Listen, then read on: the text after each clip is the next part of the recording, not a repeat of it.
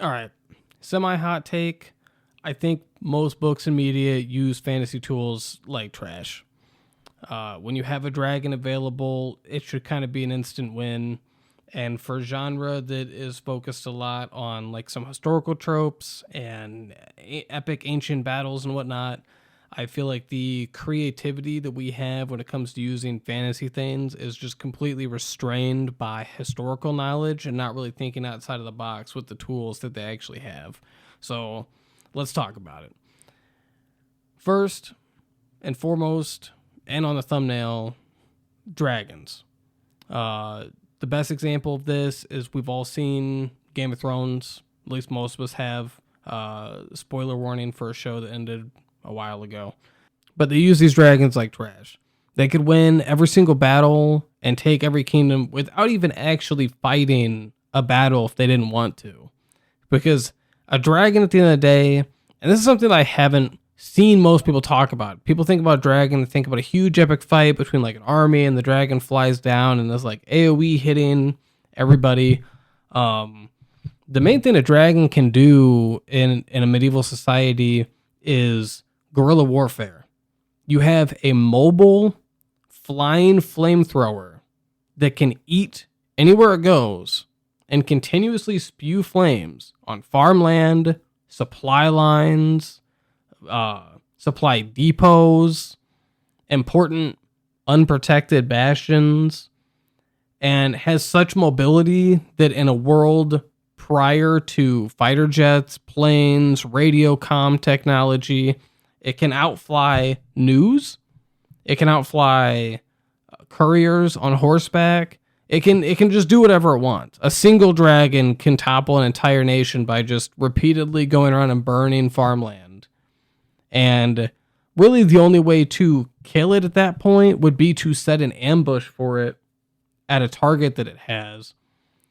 And that's pretty much it. It's just the ultimate guerrilla warfare fighter. It doesn't ever need to fight an army. That's the worst way to use it. You're putting it in danger. Not that it would be in a whole lot of danger depending on the dragon, but it's just not necessary. When you take out food supply, when you take out supply lines, you win.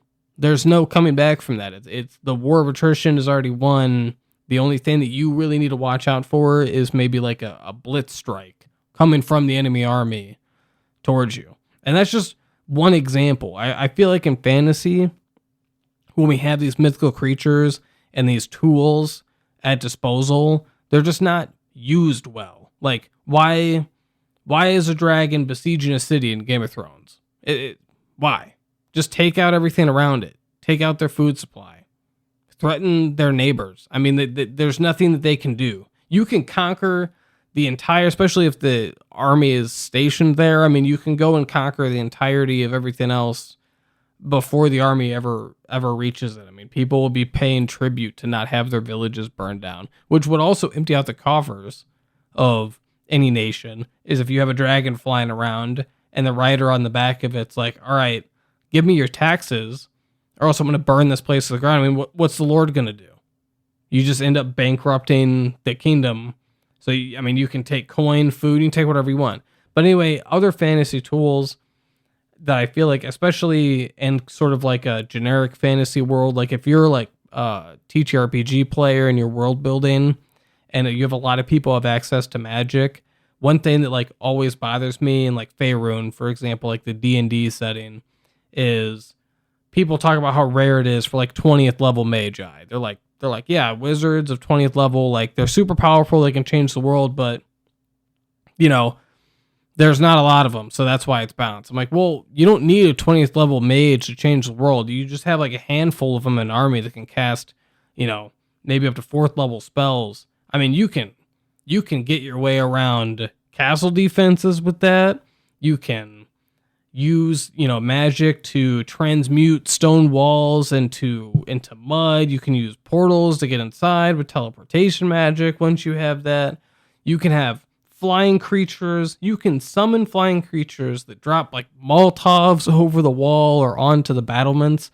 I mean, there's so many tactics at hand that you can use that I just feel like are never touched on in fantasy.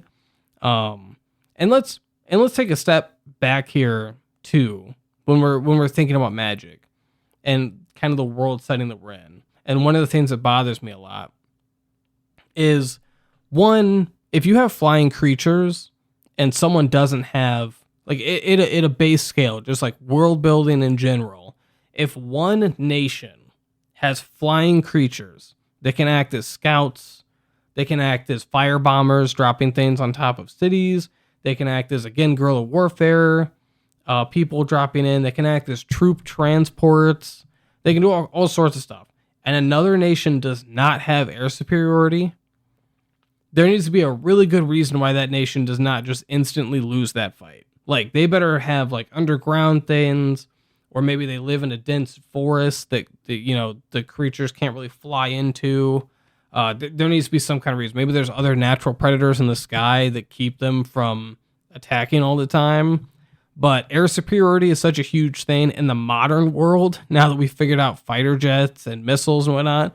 I mean, having a couple of Griffins that are able to drop some alchemical bombs onto a city, I mean, that's kind of just game over. When you can just fly over a city and drop Molotov cocktails on it in an age before modern fire suppression systems, I mean, what are they going to do if they don't have some kind of air defense or another creature that can strike them down or something? I mean, there's just not a whole lot. And I think that's something that's overlooked a ton in world building, is like the logical issues, especially like if you look at something again like Dungeons & Dragons or Pathfinder in these generic fantasies. If there is a race of people that have wings, like fairies or something, and they're fighting a human city, that human city better have some way to protect itself from the fairies just flying over and dropping things on it. I mean, it sounds silly in its simplicity, but look at modern war.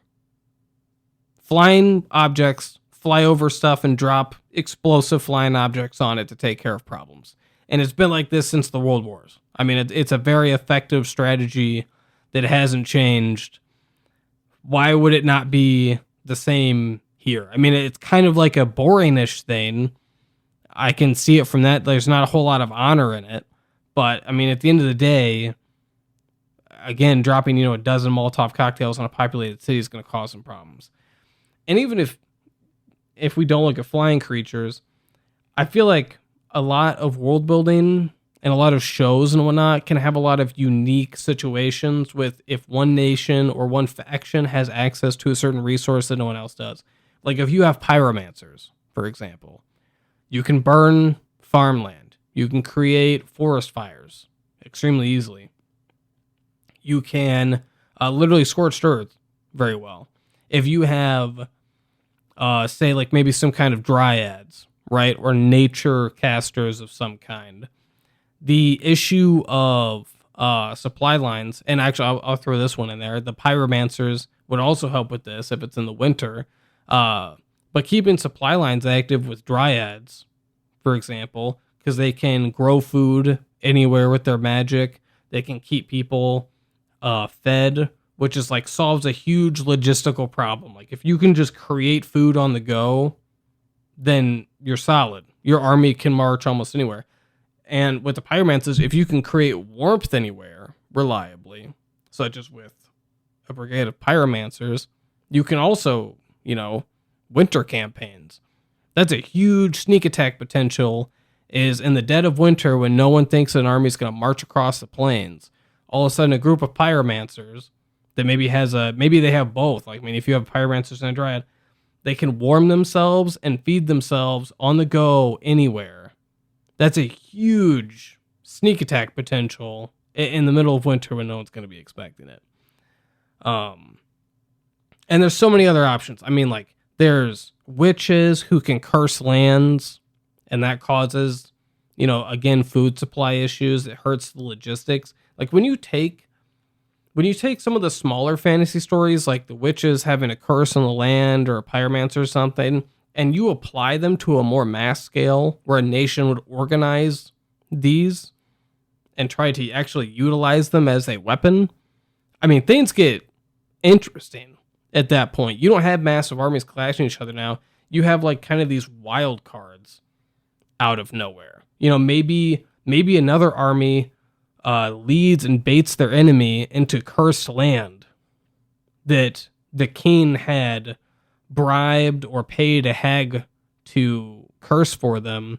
And now when the soldiers fight on that, their ill luck falls them and dooms them. You know, they're slipping in the mud, their weapons are breaking more often, the sun is like conveniently in their eye. Even minor wounds seem to be like killing people just due to bad luck and horrible glances. So it's really this interesting thing of like, I think that a lot of world building and a lot of presentations would be more intriguing if we took the resources that a nation has and really applied them. Like we ask ourselves, like, what does this faction have access to? Okay, they have access to we'll say they have access to maybe like frost mages, right? Like cryomancers. Okay, how does that help? Cryomancers are probably immune to the cold, so we can go like the winter route. We can create difficult terrain that is forcing battlefield tactics to change. Cryomancers also might be able to do some interesting things, like maybe they can attack under the cover of night from like water, or Hydromancer could do that, right? They could freeze the water and walk across it for some interesting things, or create maybe there's an impassable river that no one expects the army to be able to cross, and then a group of cryomancers do a ritual to freeze the river over for 2 days or a day, and the army crosses and is able to do kind of a sneak attack. I mean, these are things that, like, if I was an army general and I had 6 cryomancers, I would be asking, like, what rituals can you do? How can we manipulate the land? Can you create maybe like a snowfall in a certain area, or chill the enemies the night before so they don't have like a whole lot of sleep? Maybe during a castle siege, maybe you could, freeze the door and make it more brutal, make it shatter like ice or something like that. There's a lot of interesting things going on. And I just feel like when you're using creatures, especially flying creatures, again, like dragons or griffins, or even other things, like, you know, if you have a pack of ghouls or undead. I mean, undead are some of the most OP things. They just march forever. They require no energy. They require no warmth. They completely eliminate the need for any like logistical thinking when it comes to armies. They're super soldiers. When you have these kinds of things, or the kind of items or like mages that are backing it up, and you apply them on a mass scale, I feel like you really shouldn't be seeing too many basic battles where it's just a bunch of guys on either side and they smash into each other, and that's the battle. Like, maybe there's some flanking, but there's nothing super interesting happening. There's not like any spells flying.